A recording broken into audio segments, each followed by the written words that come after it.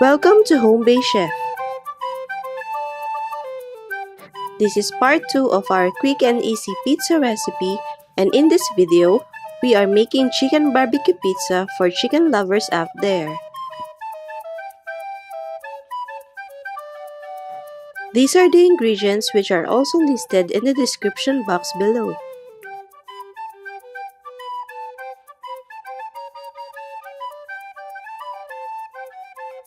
Let's begin! Preheat the oven at 375 degrees Fahrenheit or 190 degrees Celsius. To make the barbecue sauce, mix the pizza sauce and the Worcestershire sauce together and set aside.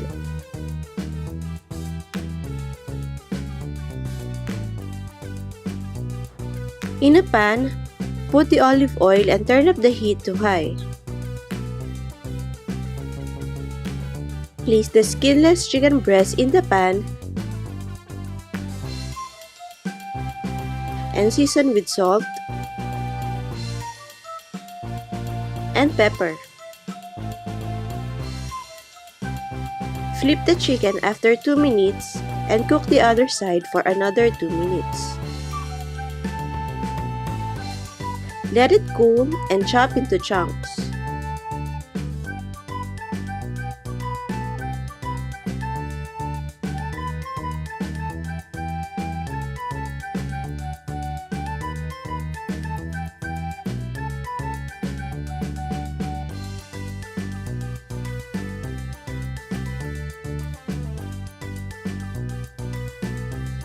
Toss it in a little barbecue sauce and set aside.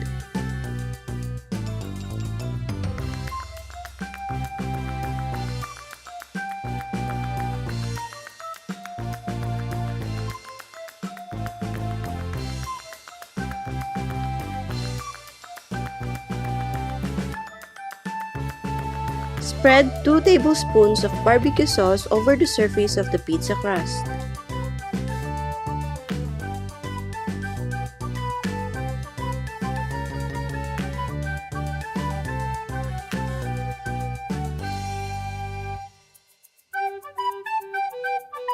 Spread the mozzarella cheese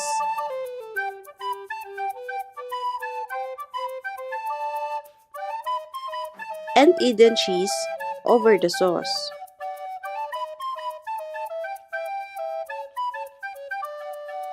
Spread the chicken chunks over the cheese.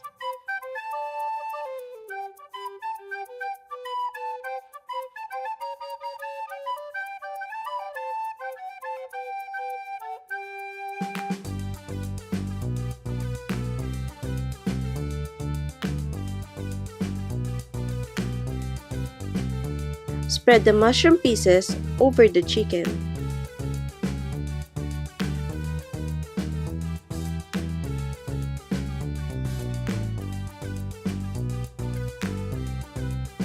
Place the onion slices over the mushroom.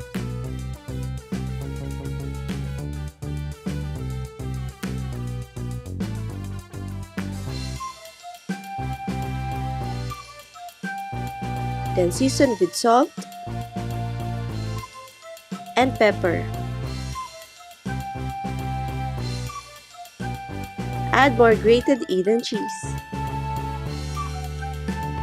Place the pizza in the oven and bake until the crust is crispy and the cheese is bubbling for about 8 to 10 minutes. And your chicken barbecue pizza is ready. If you make this recipe, snap a pic and hashtag it #HomebasedChef. We would love to see your creations on Facebook, Instagram, or Twitter. Or let us know in the comment section below. Please like this video and give it a thumbs up if you enjoyed watching it. Also, please subscribe to our channel and hit the bell icon to be notified with new videos. Bye!